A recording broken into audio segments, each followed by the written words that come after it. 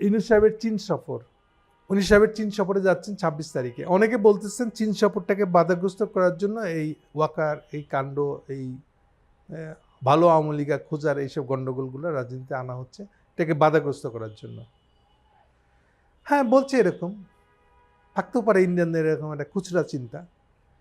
কিন্তু আমি দৃঢ়ভাবে বলতে চাই, কারোই, না দেশি না বিদেশি, কোনো শক্তির ক্ষমতা নাই ইউনূস সাহেবের চীন সফরে যাওয়াটাকে বাধাগ্রস্ত করতে পারে।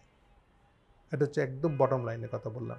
সেকেন্ড বক্তব্য হচ্ছে এটা স্বাভাবিক যে বাংলাদেশের মানুষ কার সাথে চুক্তি করবে, কার দেশে সফর করবে, কী সম্পর্ক বানাবে, এটা বাংলাদেশের স্বাধীন সার্বভৌম বাংলাদেশে নিজের ইচ্ছা।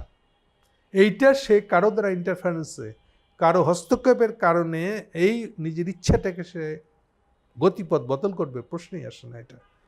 আমরা এই কাজ আমাদের মতন করে যেভাবে ইচ্ছা সেভাবে করে যাব, সেটা ইন্ডিয়াও আসুক আর যে আসুক, কিচ্ছু এসে যায় না আমাদের জন্য। সো আমরা এগুলার পরোয়া করি না, এবং এটা ইন্ডিয়ানরা খুব ভালো করে জানে যে এইসব ছ্যাঁচড়ামো করে তাদের কোনো লাভ হবে না।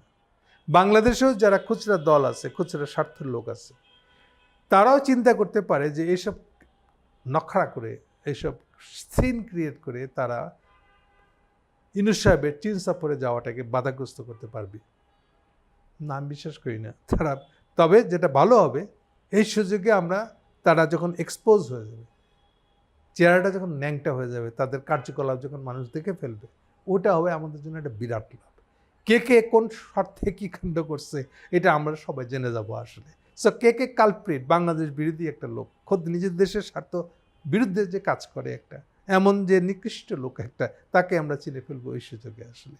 সো বটম লাইন হচ্ছে যে ইউনূস সাহেবকে কেউ বাধা দিতে পারবে বলে আমি বিশ্বাস করি না, এবং এটা করার কোনো সুযোগই নেই। খুব বহাল তবিয়তে চীন যাবেন, এবং যেটা ইচ্ছা বাংলাদেশ করতে চাইবে, বাংলাদেশের স্বার্থ উনি সেভাবেই হাসিল করে আসবেন বলে আমি দৃঢ়ভাবে বিশ্বাস করি, এবং সারা বাংলাদেশের লোককে আমি আশ্বস্ত করতে চাই যে এক্ষেত্রে এটা কোনো ধরনের ব্যর্থ হবে না। তাতে বাংলাদেশের কেউ অথবা বিদেশের কেউ, সুনির্দিষ্ট করে ইন্ডিয়ান কেউ, এটা সম্পর্কে যত কিছুই পরিকল্পনা, যত কিছু খায়েশ মনের ভিতরে রাখুক না কেন, এটার কোনোই লাভ হবে না। এটা থেকে কোনো সুফল তারা পাবে না।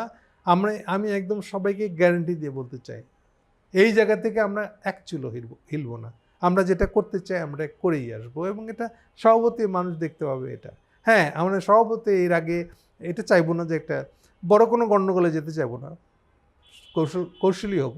কিন্তু এর মানে এই না যে আমরা ইউনূস সাহেবের চীন সফরে যাওয়াটাকে, বা এখানে গিয়ে যে উদ্দেশ্য স্বার্থে, বাংলাদেশের স্বার্থে যেসব কিছু করার ওখানে করার কথা, সেগুলো করার ক্ষেত্রে আমরা কোনো ঢিল দিব বা ভিন্নভাবে করবো বা অন্যভাবে করবো না, এটা কোনোভাবেই, কোনো যুক্তিতেই, কোনো সুযোগেই প্রভাবিত হবে না।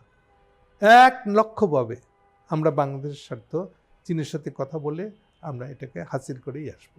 Thank you.